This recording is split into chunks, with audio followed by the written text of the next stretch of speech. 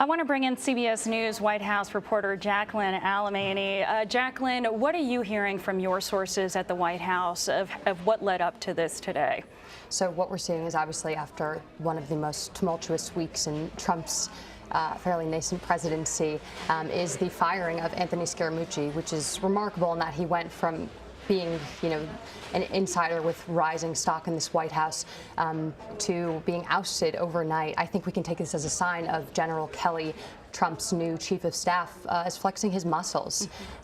He promised order, and while this is a very chaotic shakeup, he is bringing about order to this White House.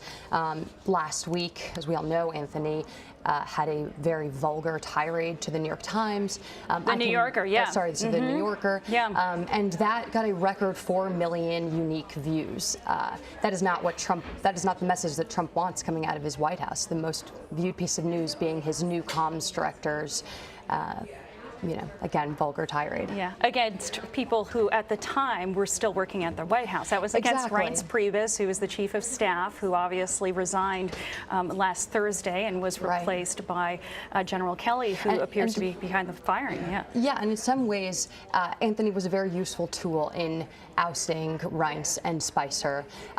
Trump had for weeks been discussing with Reince that he wanted him to leave, that he needed a shakeup, he needed something to change in his presidency. And Anthony, in many ways, was the right person to do the dirty work for the president that he didn't necessarily want to do himself. You're not suggesting, though, that Scaramucci knew he was going to be let go before he even took the position?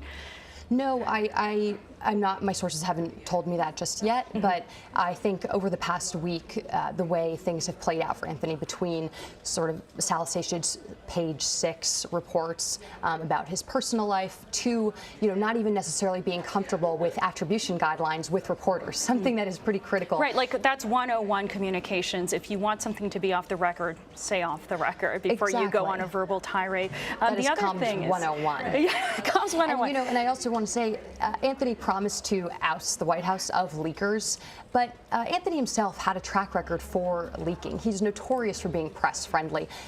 Tim Miller, Jeb Bush's communications director during the 2016 campaign, tweeted last week that they purposefully withheld conference call numbers from Scaramucci because they were worried about the possibility of him leaking. He had accused Reince, the chief of staff, of being behind the leaks. Scaramucci had also boasted that he would report directly to the president and not to the chief of staff, who is now John Kelly. That's sort of outside the normal chain of command, isn't it? Do you think that might have gotten him in trouble as well? Exactly. I think, like I said before, General Kelly came in promising to bring order to this White House, to be the disciplinarian, to play bad cop, and to bring the order that I think that most people, Ivanka and Jared, people closest and most loyal to Trump, believe is necessary for this White House to make a change, to actually sort of implement some sort of sense of process and actually accomplish to achieve some legislative accomplishments, which they have yet to do. And I think that people quickly realized that Anthony was taking great liberties with his stature, and as people say, there's a fine line with the president between amusement and annoyance, and I think Anthony might have passed that line really quickly.